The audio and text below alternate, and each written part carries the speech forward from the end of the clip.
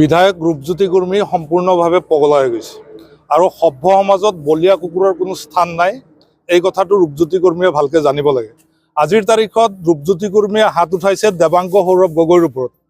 দেৱাংগ সৌৰভ গগৈ কোন তেওঁ নাজানে, এইটো জানাৰ যোগ্যতা ৰূপজ্যোতি কুৰ্মীৰ নাই। এইকাৰণে কাৰণ তেওঁ পলিটিচিয়ানৰ ভৰি চেলেকি আজি আপোনাৰ MLA হৈছে। তেওঁ দেৱাংগ সৌৰভ গগৈ কোন সেইটো নাজানাৰে কথা। কাৰণ তেওঁ মাকৰ জহত MLA নোহোৱা হ'লে আজি চিনেমা হলত ব্লেকাৰ হ'লহেঁতেন, নাইবা আপোনাৰ পকেট মাৰতকৈ বেছি যোগ্যতা তেওঁৰ একো নাই। আজিৰ তাৰিখত দেৱাংগ সৌৰভ গগৈ এজন উচ্চ শিক্ষিত ল'ৰা।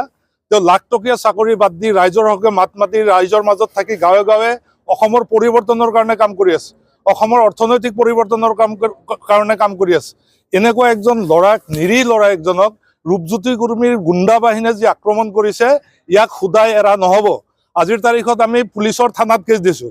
আজি চৰকাৰখন যিহেতু বিজেপিৰ চৰকাৰ, আমি চাব বিচাৰিছোঁ যে বিজেপিৰ চৰকাৰৰ এই পোহনীয়া গুণ্ডাবিলাকৰ বিৰুদ্ধে পুলিচ প্ৰশাসনে কি ব্যৱস্থা গ্ৰহণ কৰে। নহ'লে এই কেছ আমি জনতাৰ থানাত দিম আৰু 26ৰ নিৰ্বাচনত ৰূপজ্যোতি কুৰ্মীৰ পাগলামি চিৰকালৰ কাৰণে শেষ কৰি দিয়া হ'ব। অসুৰ বধ কৰিবৰ কাৰণে, মহিষাসুৰ বধ কৰিবৰ কাৰণে যেনেকৈ দেৱী দুৰ্গাৰ জন্ম হৈছিলে, ৰূপজ্যোতি কুৰ্মীৰ নিচিনা অসভ্য অসুৰবিলাকক নাশ কৰিবৰ কাৰণে ৰাইজৰ দলৰ জন্ম হৈছে। বৰ বেয়া জেগাত হাত দিছে আপুনি ৰূপজ্যোতি কুৰ্মী। ইয়াৰ পৰিণাম আপুনি ভোগ কৰিব লাগিব। সমাজৰ পৰা বলিয়া কুকুৰ যেনেকৈ বলিয়া হ'লে সমাজৰ পৰা তাক বিদায় দি দিয়া হয়, আপোনাক 26ৰ নিৰ্বাচনত ৰাইজে বলিয়া কুকুৰৰ নিচিনা বেয়াকৈ মৰিয়নি সমষ্টিৰ পৰা বিদায় দিব। আপুনি চাওঁ, দেৱাংগ সৌৰভ গগৈৰ গাত হাত তোলা নাই, অসমৰ প্ৰত্যেকজন স্বাভিমানী অসমীয়াৰ গাত হাত তুলিছে।